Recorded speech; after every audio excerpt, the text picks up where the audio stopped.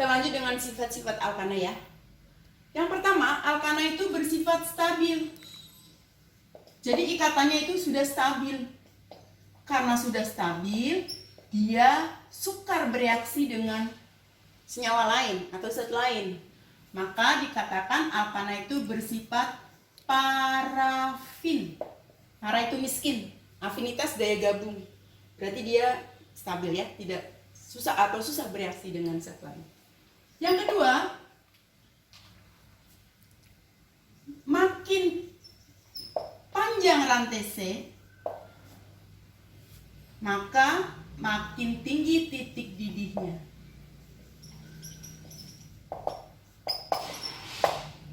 Nah, metana sampai butana berarti C1, rantai C1, metana sampai rantai C4 atau butana itu pada suhu kamar berupa gas dan kita mengenalnya sebagai LPG.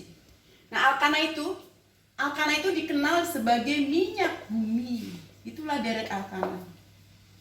Kemudian C5 yang punya rantai 5, karbon 5 berarti mulai dari pentana sampai C17 itu pada suhu kamar berupa cair.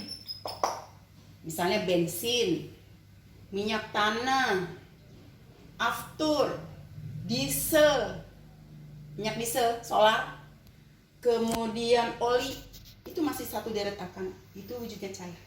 Kemudian lebih besar dari, berarti lebih besar dari 17, berarti mulai dari 18 dan seterusnya, itu pada suhu kamar berupa pada contohnya aspal. Nah, pada jumlah atom C sama,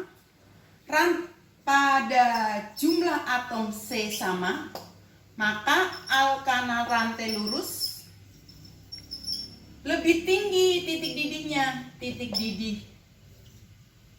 didih alkana rantai lurus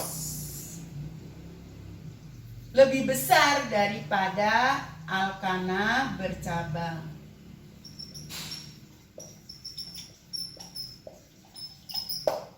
Misalnya heksana C6H14.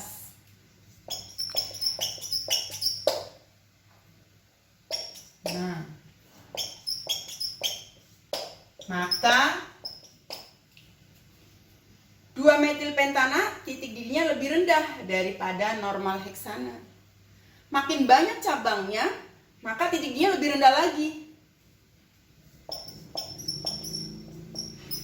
2,2-dimetil butana sama-sama kan rantainya karbonnya 6, tapi ini titiknya lebih rendah. Ini lebih tinggi, ini yang paling tinggi, begitu. Untuk jumlah atom C yang sama. Lanjut.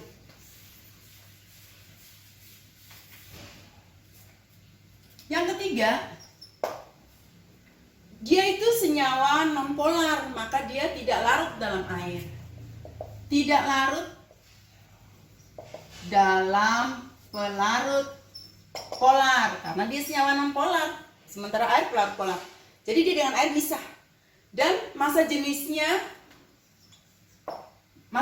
hidrokarbon itu lebih kecil daripada massa jenis air. Sehingga kalau bensin atau minyak tanah dicampur dengan air, maka dia akan ada di atas, airnya di bawah karena massa jenisnya lebih rendah. Yang keempat, alkana dapat terbakar. Terbakar berarti bereaksi dengan oksigen secara cepat. Nah, kan dia memang minyak bumi bahan bakar. Jadi alkana itu sebetulnya adalah bahan bakar. Bisa minyak tanah, bensin, LPG, solar, diesel dan minyak diesel dan sebagainya. Jadi kalau alkana jika oksigennya berlebih, cukup atau berlebih lah, maka akan terbentuk, nah ibu tulis ya, misalnya CnH2n plus 2 plus O2 menjadi akan terbentuk CO2 dan H2O. Tapi nggak cuma alkana, termasuk alkena dan alkuna. Kalau terbakar menghasilkan CO2 dan H2O plus energi. Energinya berupa kalor atau panas. Maka Deret alkana dikenal sebagai bahan bakar minyak. Bagaimana kalau oksigennya kurang atau terbatas?